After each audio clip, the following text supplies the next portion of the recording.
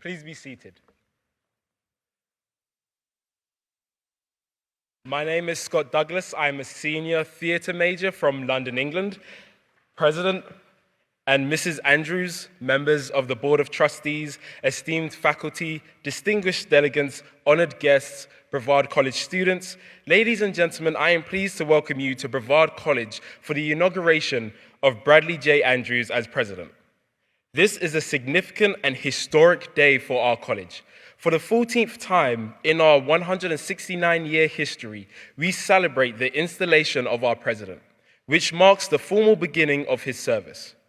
We hope that all of our visitors today have the opportunity to experience our wonderful campus and community. We are proud of our college, and we are grateful for your presence here today. Before we proceed, Bishop Ken Carter of the United Methodist Church will lead our invocation. He will be followed by Dr. Jennifer Frick Rupert, Vice President for Academic Affairs, Dean of Faculty, and Gabriella Galvin, Student Government Association President. Bishop Carter.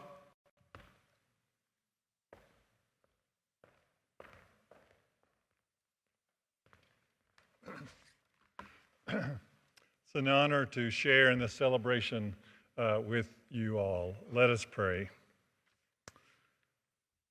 Creator of us all, you have made us in your image, which is love.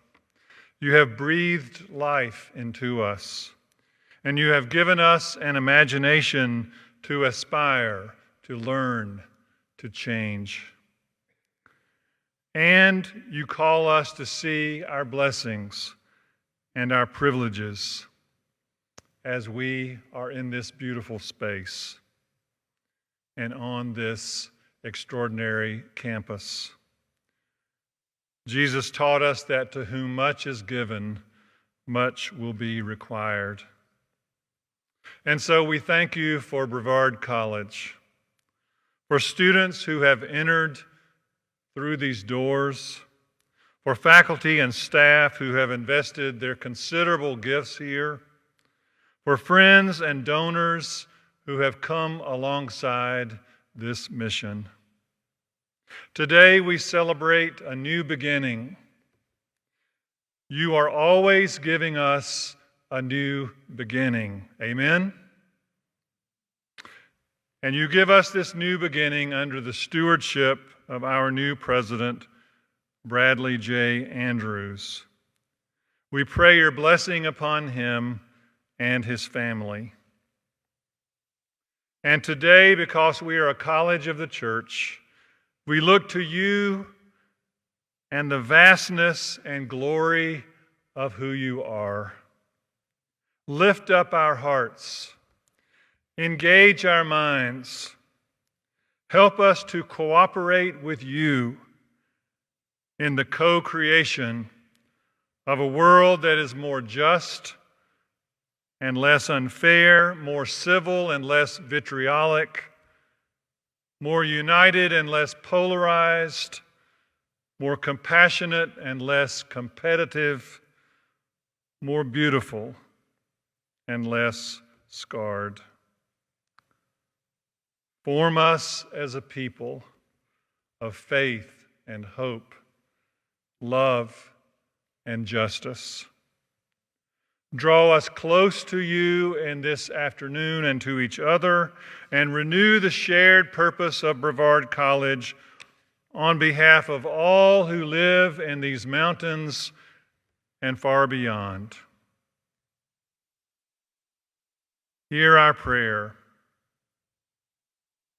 Help us to listen to you and to each other, and to see the uniqueness of each person present here. We offer this prayer in the acknowledgement that you, O God, delight in our shared search for truth, our common need for grace, and our burning desire for a beloved community where all flourish in the great adventure that is the life you have given to us. Hear our prayers this afternoon, spoken and unspoken. Amen.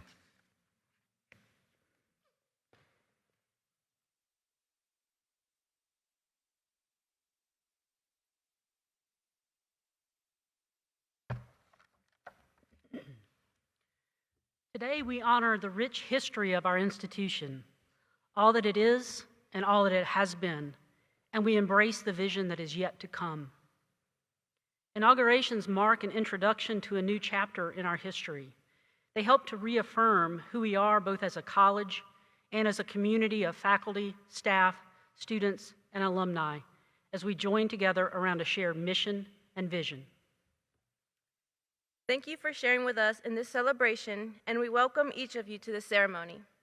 We are blessed to be here in the beautiful mountains and surrounded by the students, faculty, staff, and community members here. As students, we all enroll with our hopes and dreams, and we leave eager to enter the world as Brevard College graduates. During our time here, we engage with these faculty through our experiential education. We value our experiences that prepare us to live lives of action. For us, that is a vision and purpose worth fighting for as we build our future. At Brevard College, our community is integral to who we are and what we do on campus and in the classroom. Without the support from some of our special guests here today, none of this would be possible. Please join us as we recognize our special guest. We are joined today by presidents, trustees, and institutional delegates from colleges, universities, and organizations across the region. In the program is a list of institutions represented here today. Will all our guests, who are presidents, trustees, or representatives of these other organizations, please stand to be recognized.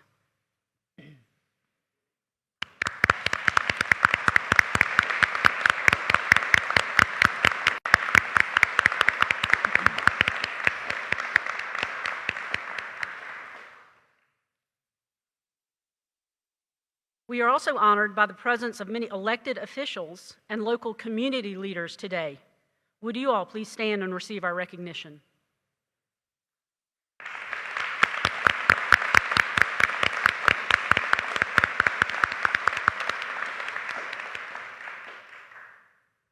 Of course, it is our privilege to welcome distinguished groups from within our Brevard College community as well. First, our college is cared for, supported, and watched over by an outstanding group of trustees. Would the Brevard College trustees please stand to be recognized?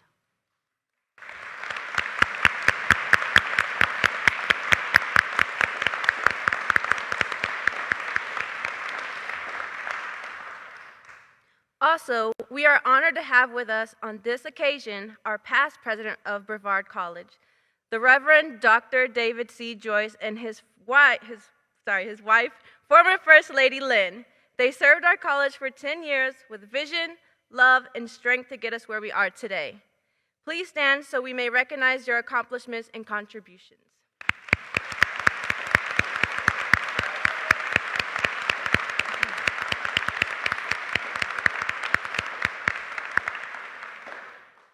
Finally, we extend a special welcome to the Brevard College Alumni Board, to all of our alumni with us today, to our current and retired faculty and staff, many of whom are here today, and to all of our current students who represent over 12 countries, 33 states, here at Brevard College.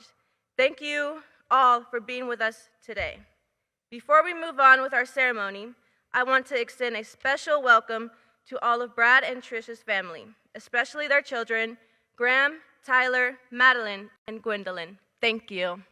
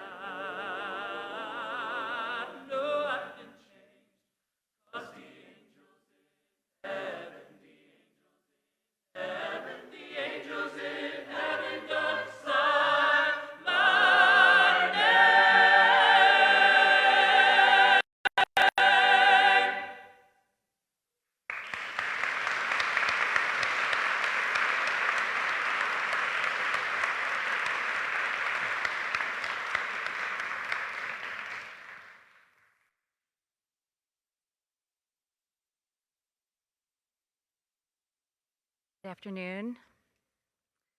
It's my honor today to introduce our two guest speakers. In between the two speakers, we'll be treated to another special performance of a Methodist hymn that is quite meaningful to Brad by the Brevard College Choir, conducted by Dr. David Gresham. But first, I would like to introduce F. Gregory Campbell. I first met Dr. Campbell when I was a 17-year-old high school student during a scholarship competition at Carthage College. He's been a role model and a mentor ever since.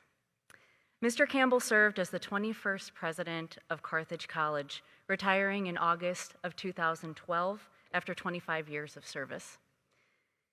Mr. Campbell stands out as an impressive and accomplished college president.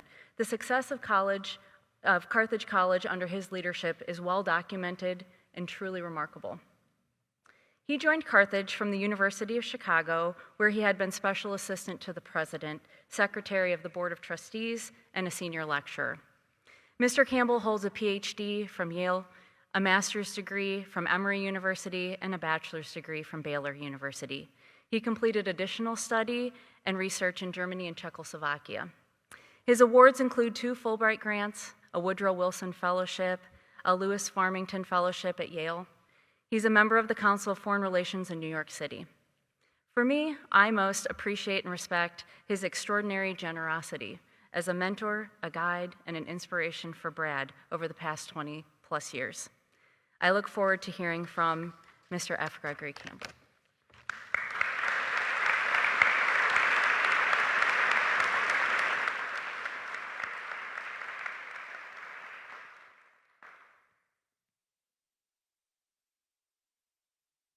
I'm ready to sit down and listen to all that again. It sounds pretty good.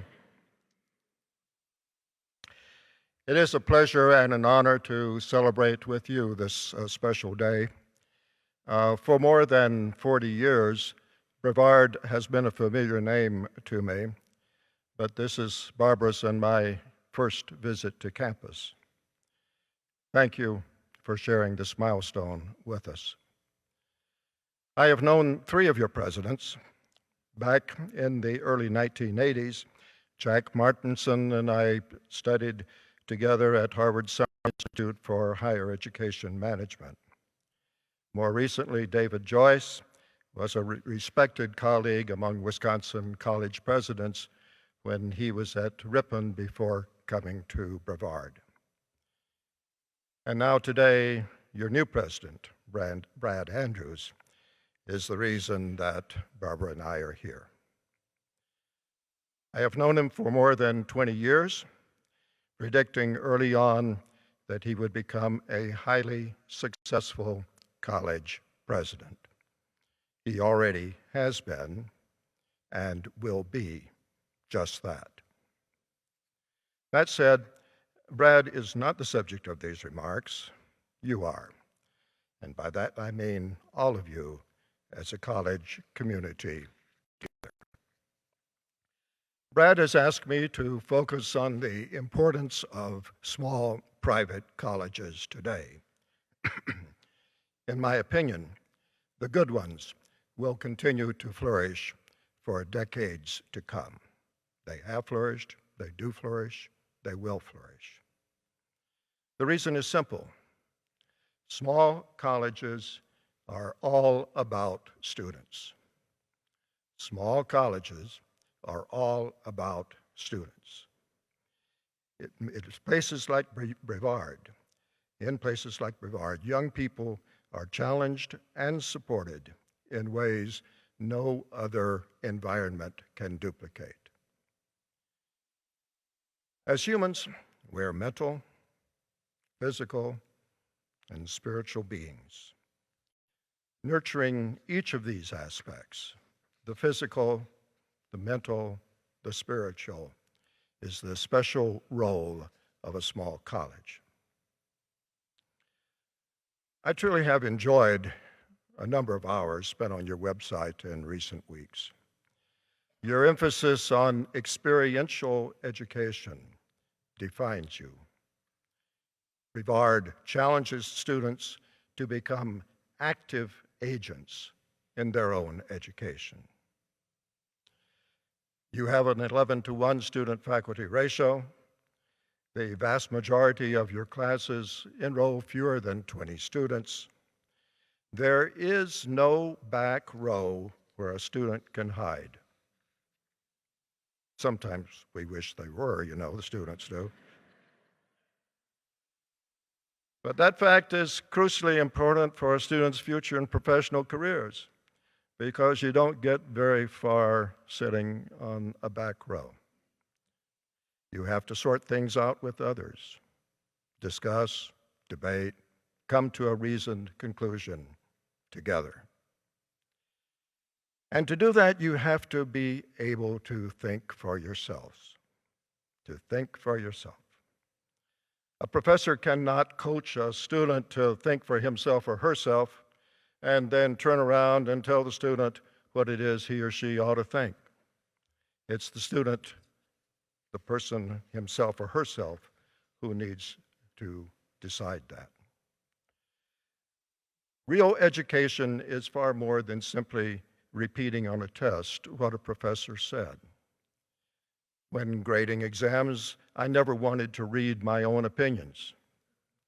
I wanted to know what the student thought and why.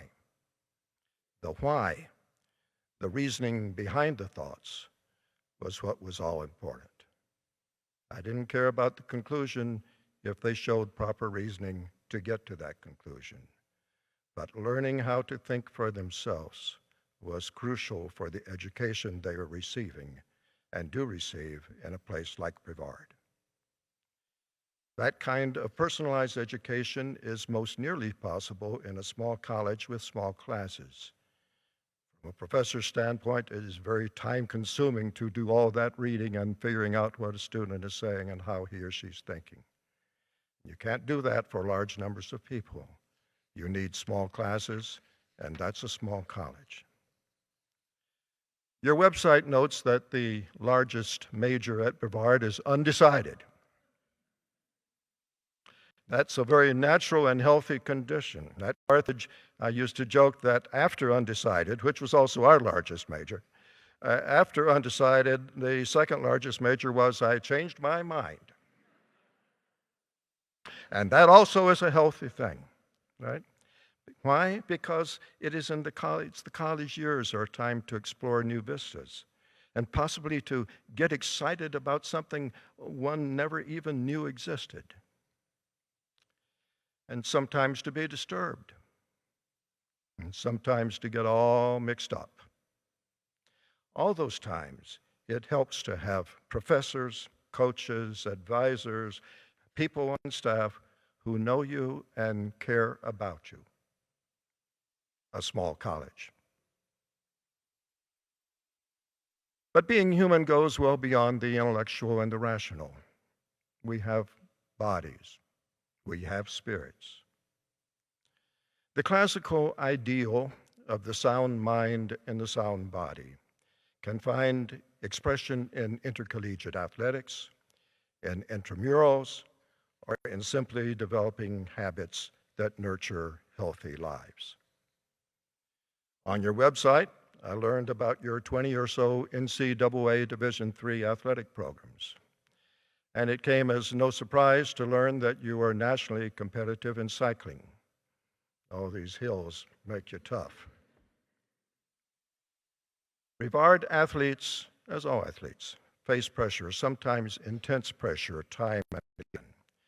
Their attempts to perform under pressure foreshadow the strength of character they will need throughout their lives. When our head football coach at Carthage collapsed and almost died of heart arrest a few years ago, the coaches assembled the team, and I told our students that it was for moments like that they played football. But it is not just athletes. It is all of us who need to nurture habits conducive to long and productive lives. A lot of society's resources are being funneled into us in places like Brevard.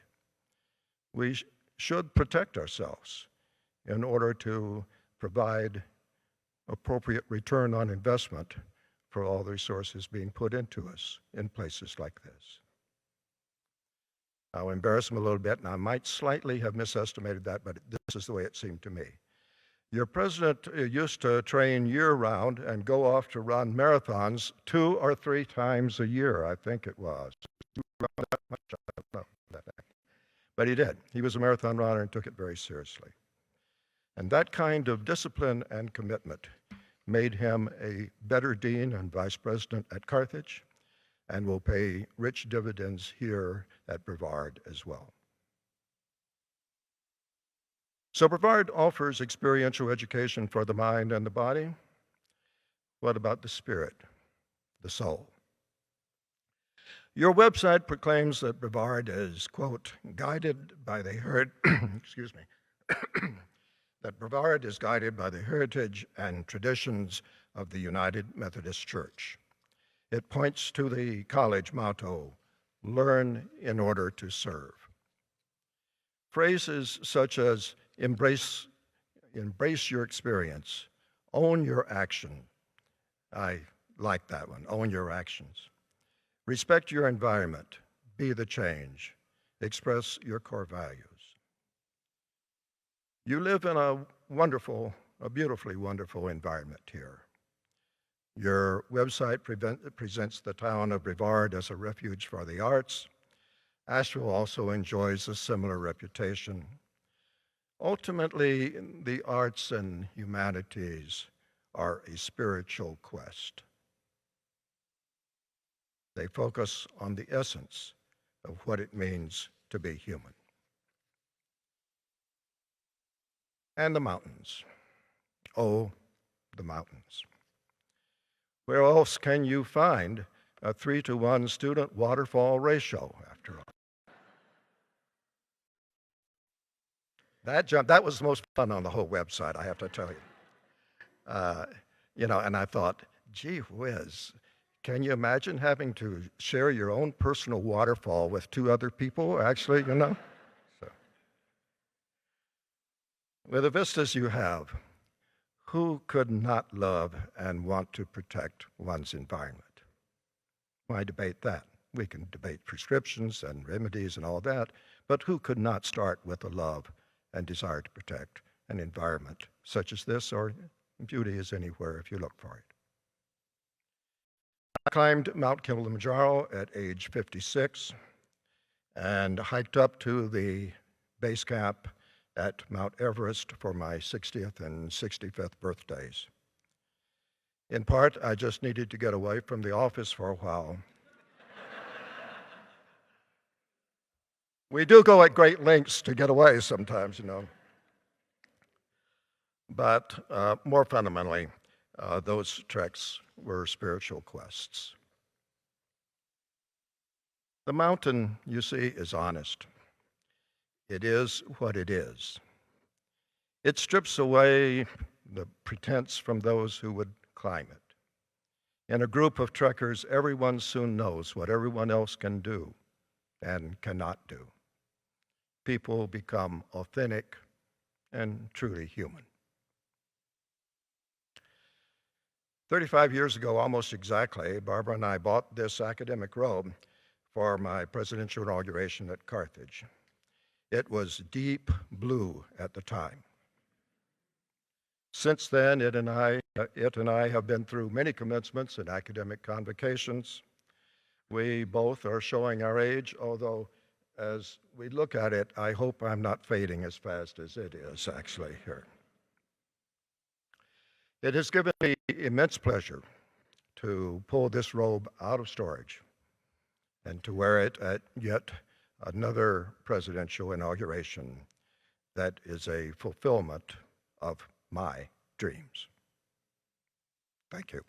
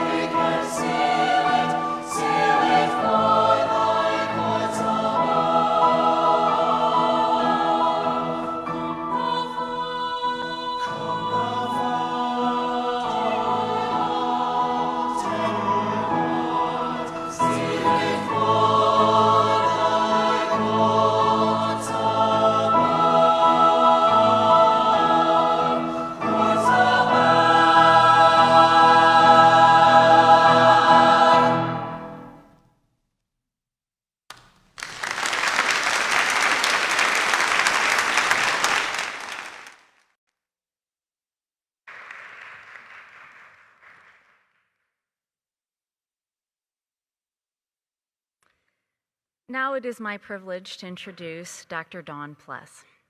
Dawn serves as Vice President for Retention and Student Success at Southwestern College in Winfield, Kansas. It's there that Brad and I met Dawn and spent the better part of 7 years learning from her, being inspired by her and her incredible spirit, being moved by her love of students. Dr. Pless has served as a partner and confidant to Brad, providing guidance and wise counsel through the challenges and celebrations of the past many years. Dr. Pless's family legacy is amazing and impressive. Indeed, her great-grandfather served as a Methodist minister and district superintendent in Raleigh, Asheville, and Waynesville, and earned his honorary doctorate degree at the age of 30. Dawn grew up in Chicago during the Civil Rights Movement, the 60s and 70s, the daughter of amazing parents. Now she lives in a small rural college town in the Central Plains of Kansas. Her gift is simple. She helps people learn, grow, and flourish as life transitions occur. And she does so better than just about anyone I've ever met. Dawn stands out in so many ways. The racial profile of Southwestern College is basically in thirds: 40% white, 30% Black and Hispanic, and 30% other. The campus is one of harmony, support, cross-cultural acceptance, and strong relationships. And that is Dawn's work. Dr. Pless holds a doctorate from the University of Pennsylvania, a master's degree from Newman University, and a bachelor's degree from North Central College. We are so honored that she is with us today. Please welcome Dr. Dawn Pless.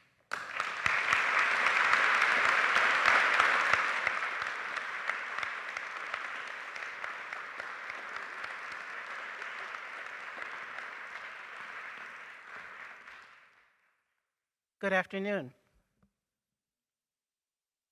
Okay, we're going to try this again. Good afternoon. I like that. Thank you very much. So I'm going to try this because I'm talking to students in particular today. I decided to try this on my phone like they do. Like they come up to this podium with the phone and it seems so easy when I'm used to having a piece of paper. So I'm trying to do new school. So we'll see how we do.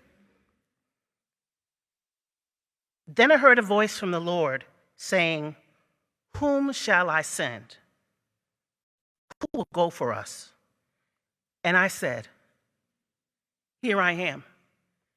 Send me." Isaiah 6:8. What am I doing here?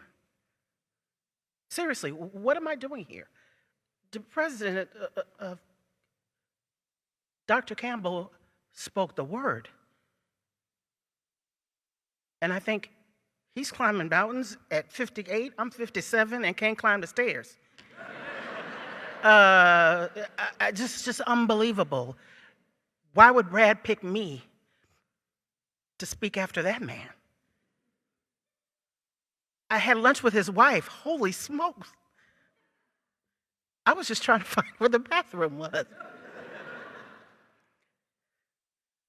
But always God teaches me a lesson. Let me explain. When Brad asked me, he had left our college to come here. And I don't like change. That's why I have been at Southwestern College for 29 years. So generally, I just like the same thing. I like working for the same person. I like the same job in the same office doing the same thing. I don't like students leaving the college. I don't go to graduation because I cry all the time. But I'm really happy when new students come because they replace the students that I miss. So I like consistency in my life. And so I was angry at him for leaving. It's very difficult for me. So why am I here? And then I began to think about it. When you get out of your own mind and let God lead, get out stuck in your place and move, amazing things happen. I realized, my mom had told me this all the time, that my great-grandfather was a United Methodist pastor, a district superintendent, and had a doctorate by the age of 30. When most people see a brown person, they want to know, are you a first-generation student? No.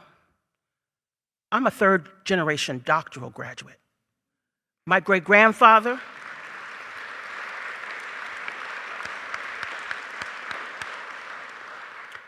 my mama, and me. Again, what am I doing here? I've been all through Charlotte, North Carolina. I was married for 20-plus years to a wonderful man, and we traveled from Kansas to North Carolina all the time. We've been separated and divorced 7 years, and I have not been back here. I love North Carolina, most beautiful state ever. When I flew into the Atlanta airport, I hadn't been there in 32 years. And I thought to myself, what am I doing here? Then I get to Asheville, and I'm like, okay, I'm renting my car. It's kind of getting dark outside, and I'm driving up in hills. You know, I didn't know where I was going. You know, I'm a little chocolate girl driving her little SUV that they upgraded, by the way. Very, very nice to me. I'm just trying to get to the hotel, trying to get something to eat. What am I doing here? And then I stopped. God brought me here. And when you get over yourself and embrace sometimes what you don't understand, amazing things happen. So then I started snooping. He called it looking at the website and all that kind of stuff. I was just snooping, you know. I looked on Facebook, I looked, Googled y'all, I read every newspaper, I did everything, looking for something. Because I didn't want to like this place. Y'all took the president, come on now. Something got to be wrong. And you know what? There wasn't anything. It was similar to my school. The homecoming events y'all are doing this week, we're doing next week. It's crazy. When I came into the town, everybody was kind of nice. I didn't kind of get why all these kids are in the Aldi's parking lot, though, but that's for y'all to figure out. But everybody was nice. And it settled me. And then I came in here. What a beautiful room. God's presence, the organ playing, it's like I was at home. So I got over myself. And I realized some amazing things. My grandmother, who lived here probably from the ages of maybe, I don't know, maybe 4 to maybe, I don't know, maybe she was 12 or 13 before she moved to Chicago. She always told me, do your little part where you are. And if you do your little part where you are and do the best you can, and if everybody does that, what a difference the world would be. But we spend all our time trying to pick apart somebody else instead of listening to what God would have us do. We're so busy hating people we don't even know that we miss the blessings. And so I'm blessed to be here today. I even got blue on, even though blue is not my favorite color. I do have my Southwestern Championship Builder ring on just to show the home people at home I'm still supporting. So I want to give you a word today. His name was Emerald, and he was an oncologist for children with leukemia. His last name was Friedrich. And he found cures for childhood cancer. But to do that was awful, and it was messy. It was bloody. These kids were in pain. But he said something that I will never forget. In reading his obituary, they talked about that he had hope despite. He didn't believe in hospice because he didn't want to ever give up hope. Because sometimes hope is all you got. When you don't know where you're going, when you're scared, You don't know what to expect. Hope is all you have. But if you don't have hope, you have nothing.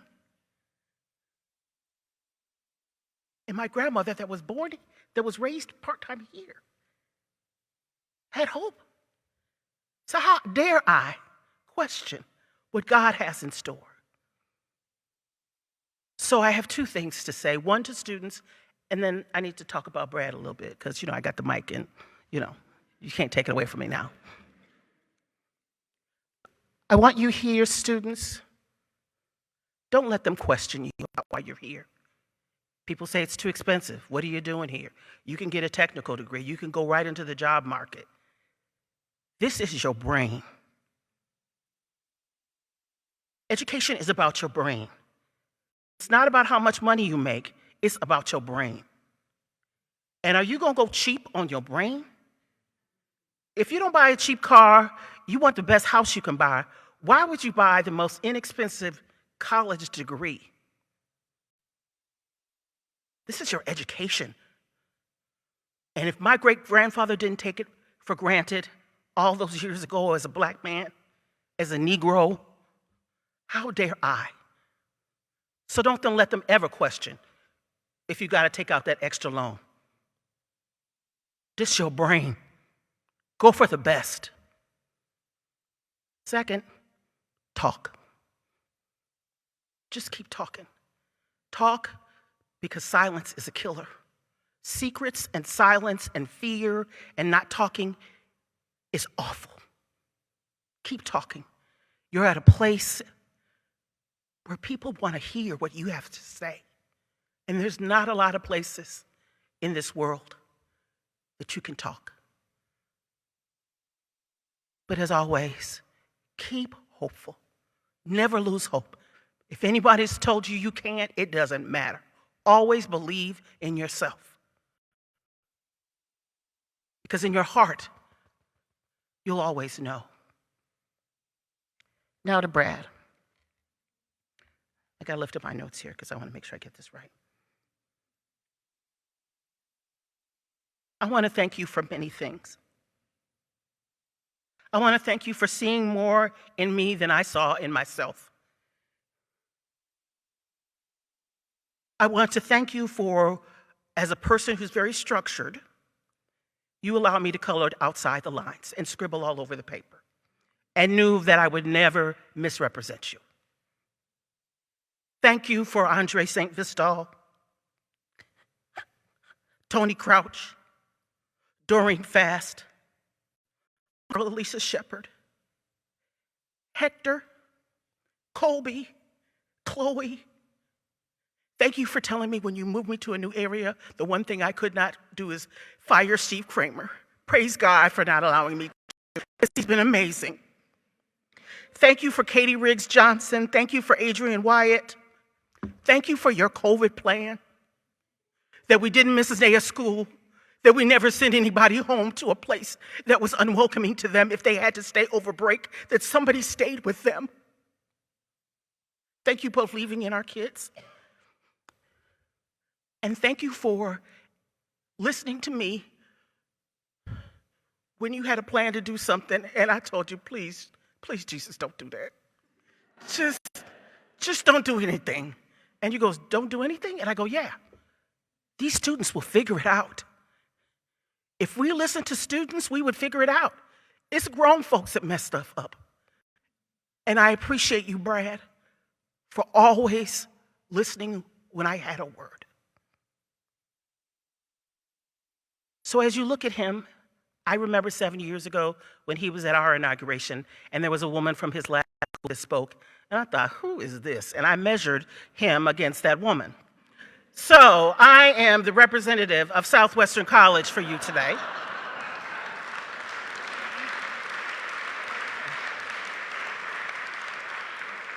And we thought he would never find a better place than us. And I can't admit any different. But I've been touched by your extraordinary spirit and just for all that you've done in the short time that I've been here. And just special honors to KP, who has been an incredible host. Thank you.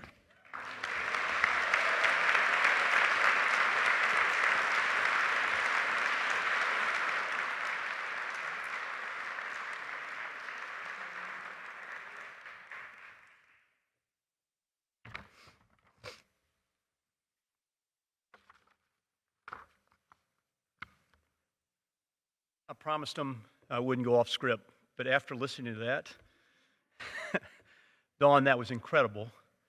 Thank you for being here. I got goosebumps. That was wonderful. And I'd also be remiss if I didn't mention the choir again. That first song, I know I've been changed. Wow.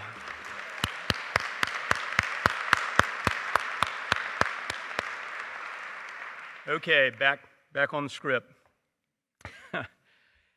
As chair of the Board of Trustees, it is my honor and duty to lead the installation ceremony and formally present Bradley J. Andrews as president of Brevard College. The president of a college bears a weight of responsibility for the institution and for the students whose lives it shapes. The president also is in a unique position to enable the institution to reach higher and forge new paths. In the early spring of 2021, a presidential search committee was appointed by the previous board chair, Barb Halsey, class of 1975, to identify the college's next leader and to recommend to the Board of Trustees a candidate to become the 14th president of Brevard College. I served as chair of that search committee, and many were involved in this search, including trustees, faculty, staff, student representatives, alumni, and local leaders from the community.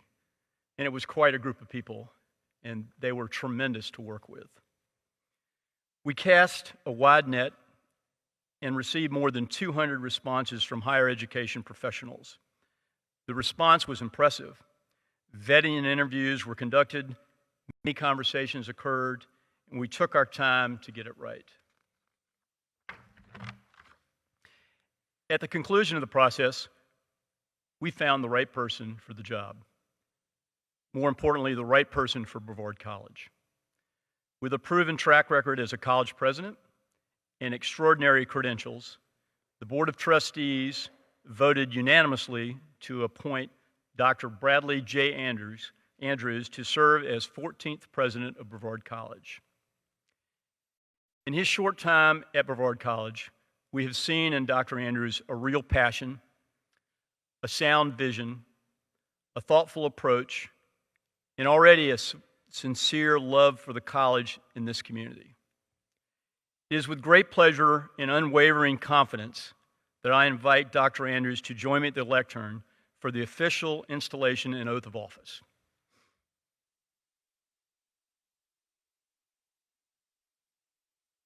Dr. Andrews, the Brevard College Board of Trustees has selected you as the 14th president of Brevard College. In doing so, we place our confidence in you to lead us, to guide us, and help shape the future of this institution. In the years to come, yours will be the great privilege and responsibility to lead the college to the fulfillment of its mission and its great promise, and ours will be the privilege and responsibility of supporting you in that grand endeavor.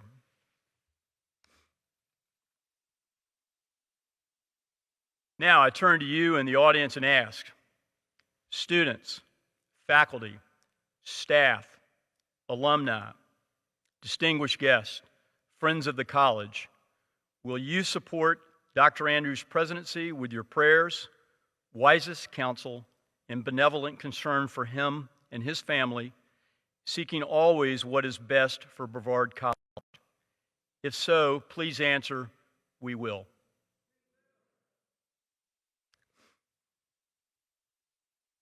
Will you, Bradley J. Andrews, swear to uphold the mission of Brevard College with integrity through your responsibilities, words, and actions to support, strengthen, and sustain Brevard College to the best of your abilities as president of Brevard College?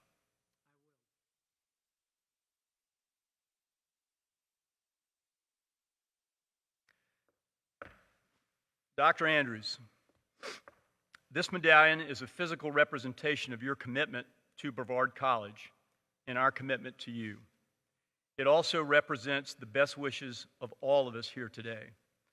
I delivered this medallion as a sign of your office and ask you wear it at all formal college ceremonies.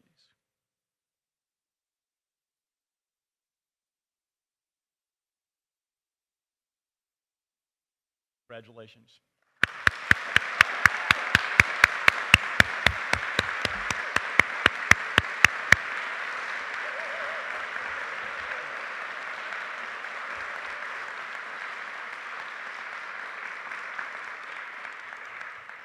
We can do that one more time. On behalf of the Board of Trustees, it is my great pleasure to present Bradley J. Andrews as the 14th president of Brevard College.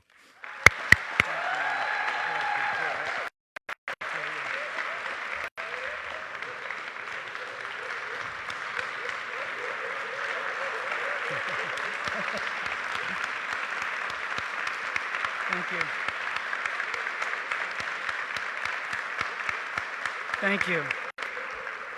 Thank you. Thank you so much. Thank you, Heath. Thanks to all of you for being here today and helping make this occasion so special. I also want to take a moment to express my gratitude and special thanks to Mr. Campbell and Dr. Dawn Plez for their wisdom and their presence today, for their thoughts and their words. And I also want to echo a special thanks to Dr. David Gresham and the Brevard College Choir for the wonderful and inspiring performances and for sharing your gifts with us. Thank you. So, a few years ago, I was in Washington, D.C. for a series of meetings. And I had some time one afternoon, so I went for a walk in downtown D.C. near the mall. And I happened across the Warner Theater, and the marquee announced that Tom Hanks would be speaking at the theater that very evening. He was on a book tour, and he was being interviewed by the author Ann Patchett. Now, I'm a big fan of Mr. Hanks, and my wife, as a writer, holds Ann Patchett in high regard, so I was compelled. And I went up to the box office to see if there were any tickets available at that late hour. And it turns out that a seat had been forfeited a short while before, so I was able to obtain a seat, second row, center stage, for the evening's performance. So I was excited. I had just enough time to run back to my hotel room and freshen up and then get back to the theater. And as I entered the theater, a couple hours later in the lobby, there was an opportunity to submit a question that might be posed to Mr. Hanks at the end of the evening's discussion. And I had been preoccupied over the preceding days and months, really, with a question about beauty and its place in the world, its presence or absence in today's world. I was having trouble finding beauty in my world. Was it more difficult to find in a time of great challenge and conflict and uncertainty, anxiety, divisiveness? Was it more difficult to access beauty now than it has been in times past? So I wrote this question and submitted it in hopes that Tom Hanks, as an actor and a writer and an artist and a student of the human condition, might have some insight. At the end of the discussion that evening, it turns out that my question was one of three that was chosen and posed to Mr. Hanks. Do you find it more difficult to access beauty in today's world? Ann Patchett asked of Tom Hanks. And he took a moment, and then he responded, no, I don't find it more difficult, and let me tell you why. And he shared a story with us.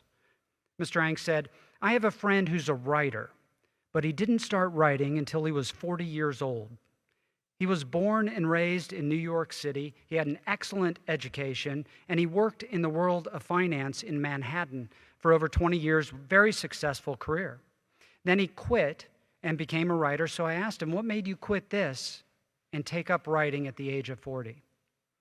His writer friend explained, Tom, I've spent my entire adult life here in Manhattan, living and working amidst the grays of buildings and concrete and streets and sidewalks, surrounded by the hustle and bustle, by the comings and goings of people living their lives in a hurry, chasing fortune and happiness and their place in the world, surrounded by neon and flashing lights of storefronts and theaters and restaurants, all fighting for your attention, all demanding to be looked at and to be heard. And in the midst of all of this, one evening while I was walking home, I stopped and I looked up and I saw the most big, bright, beautiful moon. And I just stood there on the sidewalk. As people were walking around me, I was transfixed, and I was just looking up, and I realized at that moment that I wanted to spend the rest of my life, the best that I could, in conversation with, interacting with, working to create beauty. So I decided right then that I was going to figure out how to do just that. It was a transformational moment for me, and I knew I was meant to pursue the life of being a writer, whatever that meant for me, whatever that cost, however I could. So Tom Hanks shared this story and said no in response to my question. No, I don't find it more difficult today. Whenever I need to find beauty, I just stop and I look up. Beauty is enduring. It is around us no matter the time, no matter the challenges, no matter the conflict, no matter what is going on in our lives. Beauty is there. You just need to look for it. That's how Tom Hanks answered my question. That's the advice he has to give in regards to finding beauty. You just need to look for it. Now, there are great problems in the world today. There's conflict and struggle. There's isolation and fear, anger, desperation, many, many strains, and a loss of hope. There are challenges today that we are not sure can be overcome. Sometimes we can't see the path. Sometimes we're not sure there is a path. But then we stop and we look up. Then we come here. We come together in community. We go to work. We better ourselves. We come to college. We come to Brevard. So it has been for 169 years. For 169 years, Brevard College, in all its iterations, has been a school of opportunity.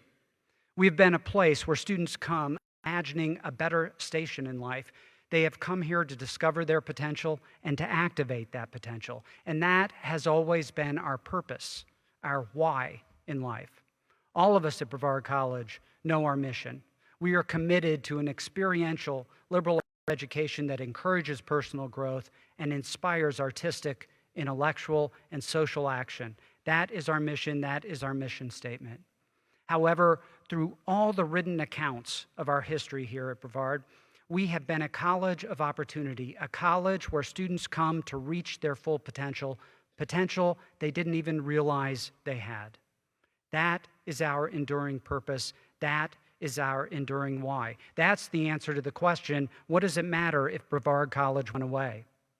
Well, it matters for tens of thousands of graduates, many in this room today, whose lives would have been different, and it matters for the hundreds of thousands of lives those graduates went on to change.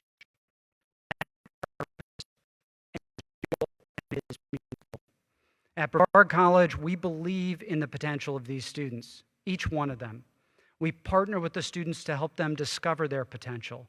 We equip these students to reach their potential through an experiential liberal arts education, and we inspire them, as good Methodists do, we inspire them to commit to that potential. And the students, you engage and study and work and play and lead and perform. Donors support these students and our purpose, and our faculty and staff, we commit ourselves in our careers in service to these students and to this work. Through the Civil War, depressions, recessions, world wars, pandemics, through times of plenty and times of want, through mergers, transitions to a four-year college, through changes and upheaval, at Brevard College, we have always met challenges and seized opportunity in service of this purpose, this work. I want to share a few stories with you about Brevard College and our history. During the war years, 80 years ago, Harry Strauss was president of the Augusta Paper Corporation, made 3 different gifts to the college that were necessary just for us to be able to pay faculty and staff. Yet, we were still thankful for what we had. As Millicent Stafford wrote in 1945 of her years at Brevard College, that campus, that pitiful little campus of the war years. But when snow fell and covered its blemishes, it was the most beautiful spot on earth. It is our hallmark at Brevard College. We have always been able to see the beauty, even beyond the challenges and even behind the imperfections. Now, only 5 years after Millicent wrote that, in 1948, Brevard College had rebounded again, overcoming our challenges of the period. We enrolled over 500 students. We ranked as one of the top 10 chapters nationally of the Phi Theta Kappa National Honorary Society. We were one of the few two-year colleges in the nation accredited by the National Association of Music Schools. And we had already produced almost 200 All-Americans in a variety of sports. Things were very good. At Brevard College, we've always been able to seize opportunity. Short time later, we faced great challenges again, enrolling only 123 students in the late 1950s. We survived the death of President McLarty, who died in office in 1968 at the end of a very turbulent and trying decade. But we pushed through. At Brevard College, we've always been able to face challenges. And so it went, our history, ups and downs. And through it all, we moved forward with confidence and reason. We helped in the relocation of First United Methodist Church to its current location just across the street from the college. And we have benefited from the enduring support of the Western North Carolina Conference and remain guided by the heritage and traditions of the United Methodist Church. Over the years, financial led to the sale of land in order to bolster our position, in order to invest in our people and our mission. We have always done what we must. We have always done what we could. You see, at Brevard College, we have always been a college that does not only what is necessary to face challenges, but also to seize opportunities, to change with the times, and to change ahead of the times. Now, to be sure, it's not all sacrifice and adversity. There is much joy, and we are also very good at celebrating.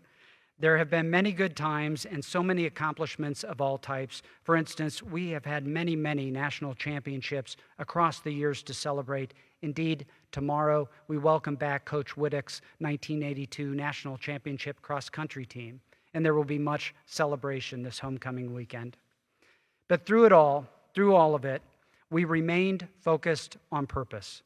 As President Martinson reminded us in his 1976 inaugural address, our tasks as educators are to help each person in a redemptive way to see that each person has supreme worth and that each person has a greater potential than is ever realized. President Martinson, 50 years ago, called us back to our purpose, our place. We are and always have been a college of opportunity that's focused on each student's potential. In 1989, even as we were ranked by U.S. News as one of the top 2 most selective two-year colleges in the nation, the board realized we must change ahead of the times. We commissioned a feasibility study and began the long process of debating and planning and readying ourselves for a transition to a 4-year institution. In 1995, we received SAC's approval to do just that and move ahead with 4-year status. Yes, we continue to change with the times, and it was not always easy. From an enrollment high in the 80s, we began to face a cycle of challenges again at the turn of this current century. Of course, as is our way, we did what was necessary. With great leadership from this board, we saw our way through, and we brought David Joyce to Brevard College as our 13th president. And Dr. Joyce immediately set about bringing us together, all of us, to reestablish an upward trajectory, to build relationships, and to build momentum. And we have achieved remarkable success under his leadership. The past 10 years have seen us redefine and commit to our mission, develop and make significant progress on a campus master plan, build academic quality, balance the budget while investing in the campus, and rebuilding and strengthening relationships across campus and around town. So we stand here today, looking out towards the middle of this century. We stand on the strength, success, and proud history that all of us at Brevard College have been blessed with. As we have always done, we build on our strengths, we face challenges, and we seize opportunities, and that is what this faculty and staff are doing right now, today, this year. As we face the enrollment and demographic challenges that are universally present today, as we battle the public perceptions and questions about the value of a college degree, as we face all of the curveballs thrown at us, global pandemic and war, inflation, this faculty and staff at Brevard College is not just facing challenges, but we are seizing opportunity. We are adding 3 new undergraduate majors to be launched next autumn. We are adopting a new first-year advising model. We are preparing to start a campaign. We are planning construction of a state-of-the-art student center. We are designing and developing a new campus-wide career roadmap initiative for every student. And we are doing all of this while continuing to give ourselves to our students, building upon our trademarks of top-ranked undergraduate teaching, a first-rate athletic program, and an unparalleled campus life experience. That is our history, our legacy. That is our present, what we are doing today.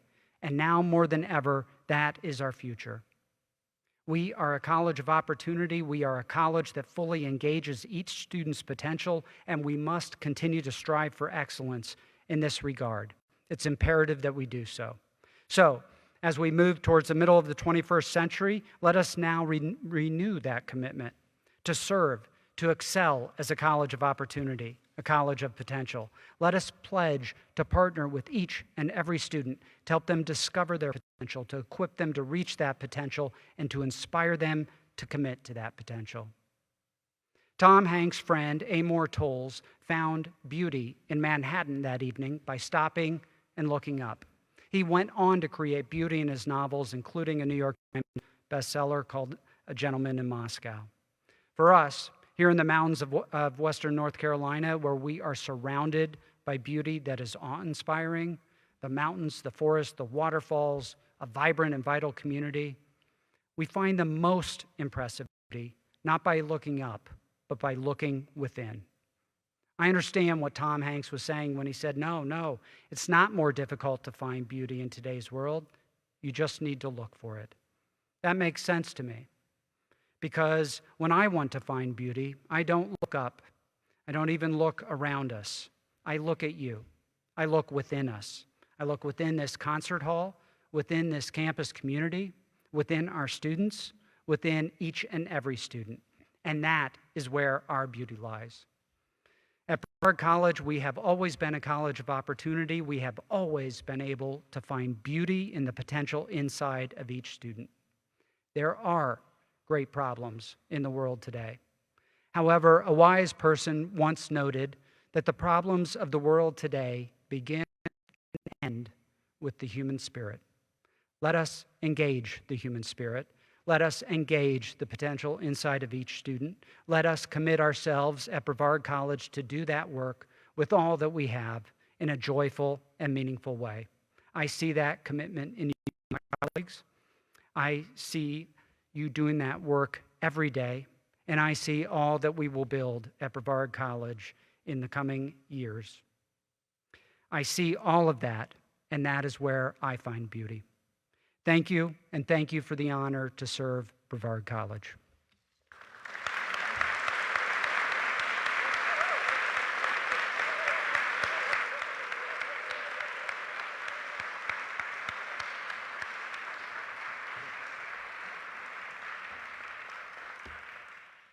Please stand and join me in singing Guarded Well by Mountains, a hymn for Brevard College.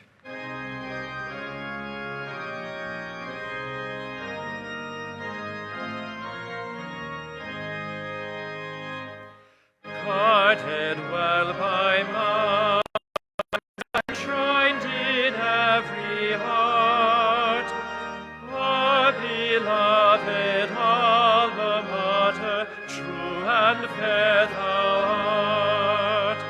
To the friendships that we cherish, to the memories that cling, to Brevard, our alma mater, let us sing. Let the mountains that surround us ring with voices clear and strong, and the valley praise fill with echoes of our song.